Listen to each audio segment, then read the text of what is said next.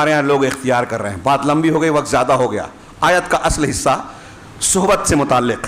اللہ رب العالمین نے فرمایا کہ وہ قیامت کے دن ظالم اپنے ہاتھوں کو چبائے گا دانتوں سے, افسوس, ندامت, اور کہے گا کیا, یا لیتنی اتخذت مع الرسول سبیلا, کاش کہ میں نے رسول کے ساتھ راستہ اختیار کیا ہوتا. دوسرے لفظوں میں کہوں, یہ میں نے اس سے پہلے بھی کہا ہے, کچھ لوگوں کو برا لگتا ہوگا, لیکن سمجھانے میں ایک جملے میں سمجھ میں آ جائے کہ کاش کہ میں اہل حدیث ہوتا.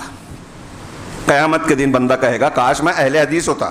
وہ اہل حدیث نہیں جو نام کے ہیں, اپنے آپ کو اہل حدیث کہہ رہے ہیں اور ان کو توحید کے شرائط نہیں معلوم, علامہ سمجھتے ہیں, مولویوں پہ تنقید کرتے ہیں, لیکن جماعت اجتماعیت کا معنی ان کے خواص نہیں جانتے, عوام کیا جانیں گے. چلتے پھرتے الٹی سیدھی بات کرنا جو دین سمجھتے ہیں, جاہل ہیں وہ. منبر رسول سے کہہ رہا ہوں, دین کے تقاضے ہم نے سمجھے ومجھے نہیں ہیں. اہل حدیث نظریاتی طور پہ ہم ہیں, عملی طور پہ نہیں ہیں, سمجھا نہیں ہے. ایسے ہی جیسے بہت سارے مسلمان لا الہ الا اللہ کہتے ہیں, سمجھتے نہیں ہیں. محمد رسول اللہ کہتے ہیں, سمجھتے نہیں ہیں.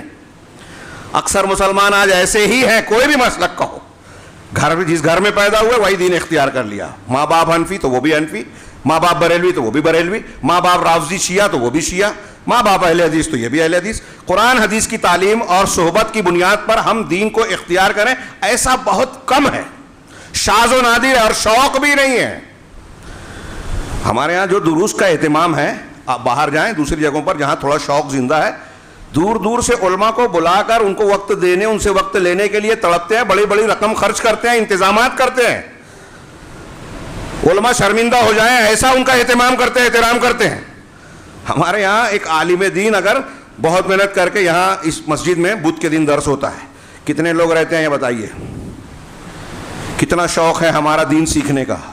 وہ ایک حدیث کو سیکھنے کے لیے حضرت جابر صحابی رسول مہینے بھر کا سفر کرتے تھے.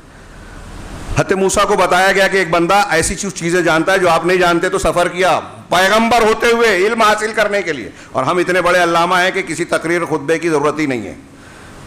مجبور ہے, ورنہ خطبہ جمعہ میں بھی لوگ نہ آئیں.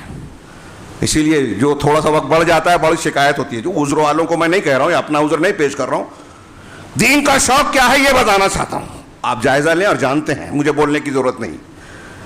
تو اللہ کے رسول, اللہ تعالیٰ کہہ رہا ہے کہ قیامت کے دن کہے گا کاش میں رسول کا ساتھ پکڑا ہوتا, یا ویلتا, ہاں رسول کے راستے پر چل رہا. اتخذت مع الرسول سبیلا, لفظی ترجمہ کہ رسول کے ساتھ راستہ پکڑا ہوتا, رسول کا ساتھ, رسول کو اختیار کیا ہوتا بطور راستہ.